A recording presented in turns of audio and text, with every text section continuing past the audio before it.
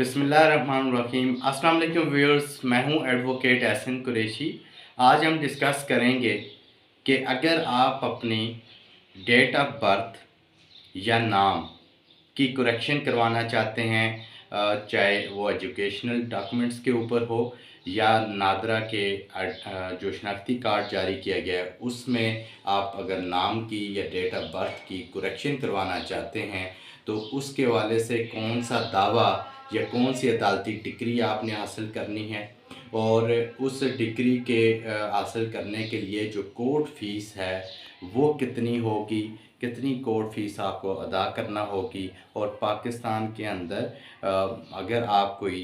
Case दायर करते हैं तो मैक्सिमम और मिनिमम जो कोर्ट फ़ीस है वो कितनी हो सकती है, और उसके ऊपर भी आज हम डिस्कस करेंगे कि मैक्सिमम कोर्ट फ़ीस कितनी होगी किसी भी कोई भी दावा दायर करने के लिए,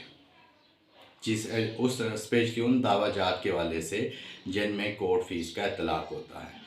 सबसे पहले हम देख लेते हैं कि अगर आपके शनाख्ती कार्ड पर डेट ऑफ बर्थ, तारीख़ पैदाइश या वल्दियत या आपका अपना नाम अगर गलत लिखा गया है तो उसको आप दुरुस्त करवाना चाहते हैं,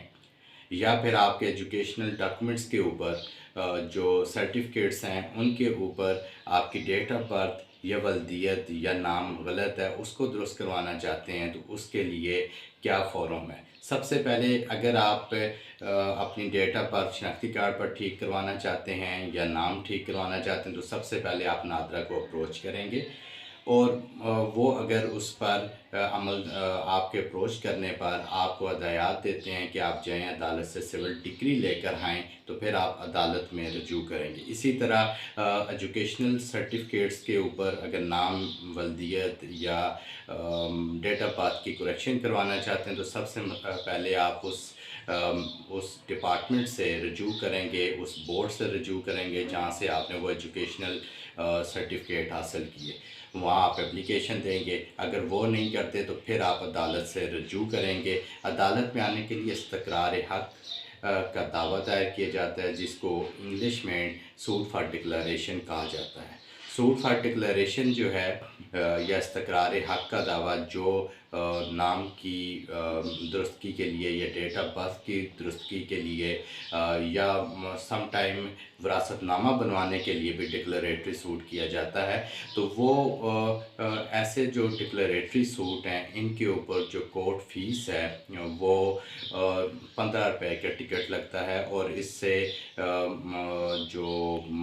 इसके अलावा कोई कोर्ट फ़ीस इसके ऊपर नहीं लगाई जाती। अगर बिलखसूस आप जो दीगर दावाजात हैं उनके वाले से कोर्ट फ़ीस का अगर आप बात करें, जैसे कोई डॉक्यूमेंट है उसकी कैंसलेशन का केस करना चाह रहे हैं, या फिर कोई रिकवरी सूट दायर करना चाह रहे हैं, या पोजेसन का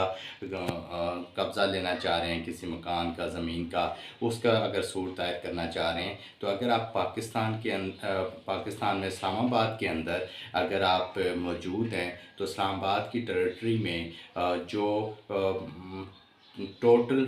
कोर्ट फ़ीस है, जो मैक्सिमम कोर्ट फ़ीस जिसको कहें, वो 3450 रुपये है। चाहे आपकी करोड़ रुपए की प्रॉपर्टी हो या 2 करोड़ की हो या 10 करोड़ की हो, जो मैक्सिमम कोर्ट फ़ीस होगी जिन केसेस में, जैसे मैंने बताया, कैंसलेशन का केस किया, रिकवरी का केस किया या पोजेसन का केस आप करते हैं, तो उसमें जो कोर्ट फ़ीस होगी वो 3450 रुपये ही होगी।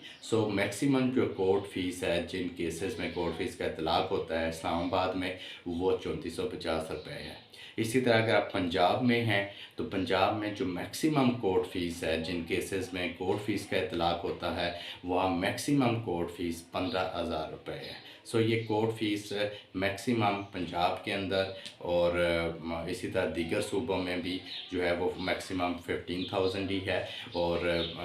इस्लामाबाद के अंदर जो है वो मैक्सिमम 3450 रुपये है।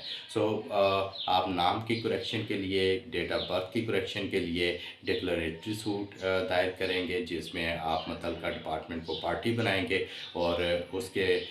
जो कोर्ट फ़ीस है, जैसे मैं वो 15 रुपये का टिकट लगाया जाता है, जिस तरह फैमिली केसेस में 15 रुपये का टिकट लगाया जाता है। तमाम फैमिली केसेस में जो कोर्ट फ़ीस होती है वो 15 रुपये का टिकट होता है। यानी कि 15 रुपये कोर्ट फ़ीस जमा की जाती है। सो ये आज हमने कोर्ट फ़ीस के हवाले से डिस्कस किया कि मैक्सिमम कोर्ट फ़ीस कितनी होती है और इस्लामाबाद के अंदर मैक्सिमम कोर्ट फ़ीस कितनी है और डिक्लेरेटरी या इस्तक़रार हक़ का जो दावा आप करते हैं उस पर कोर्ट फ़ीस क्या होगी, उसके ऊपर डिस्कस किया। Thank you.